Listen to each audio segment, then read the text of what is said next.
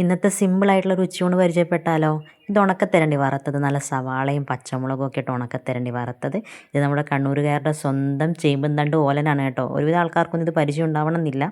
ഇത് കണ്ണൂരിൽ ഇപ്പോൾ ആരെങ്കിലുമൊക്കെ കഴിക്കുന്നുണ്ടോ എന്ന് പോലും എനിക്കറിയില്ല കേട്ടോ. ഞങ്ങളുടെ കുട്ടിക്കാലത്തേക്ക് ഒരു നൊസ്റ്റാൾജിക് വിഭവമാണിത്. ചേമ്പും തണ്ടും അതിൻ്റെ വിത്തും കൂടിയിട്ട് കറി വെച്ചത്. ഇത് ചെറിയൊരു സാലഡ്. ഇത് മധുരക്കിഴങ്ങ് പുഴുങ്ങിയതാണ്. ഞങ്ങളിവിടെ ബത്താസ് എന്നാണ് പറയുക. അതവർ അപ്പുറത്തെ വീട്ടിൽ തന്നെ കേട്ടോ. അതിനകത്ത് മുളക് പൊടിയൊക്കെ ഇട്ട് പുഴുങ്ങിയേക്കുന്നതാണ്.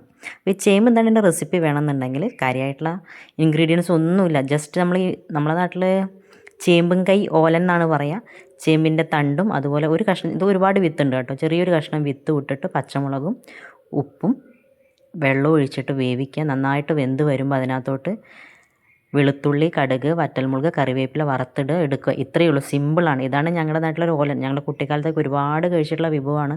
ഒരു കൊതിക്ക് വേണ്ടിയിട്ട് ഇന്ന് അപ്പുറത്തെ വീട്ടിൽ നിന്ന് മേടിച്ചിട്ട് കറി വെച്ചാണ്. ഇപ്പോൾ ഇവിടുന്ന് കിട്ടാനില്ല. പിന്നെ വരുന്നത് ഒരു ചെറിയ സാലഡാണ്. ഇത് മധുരക്കിഴങ്ങ് പുഴുങ്ങിയതാണ് കേട്ടോ. അപ്പുറത്തെ വീട്ടിൽ തന്നെയാണ്. അതൊരു മുളക് പൊടിയൊക്കെ ഇട്ടിട്ടാണെന്ന് തോന്നുന്നു പുഴുങ്ങിയിട്ടുള്ളത്. ഇത് ഉണക്കത്തരണ്ടി വറുത്തതാണ്. ഞാൻ പച്ചമീനിനേക്കാളും കൂടുതലായിട്ട് ഞാൻ കഴിക്കുന്നത് ഉണക്കമീനാണ് കേട്ടോ. ഈ ഉണക്കത്തരണ്ടി അതിൻ്റെ ഉപ്പ് പോകാൻ വേണ്ടിയിട്ട് അതിനകത്ത് സവാളയും പച്ചമുളകും ഇട്ട് വറുത്തെടുത്തേക്കണേ കേട്ടോ.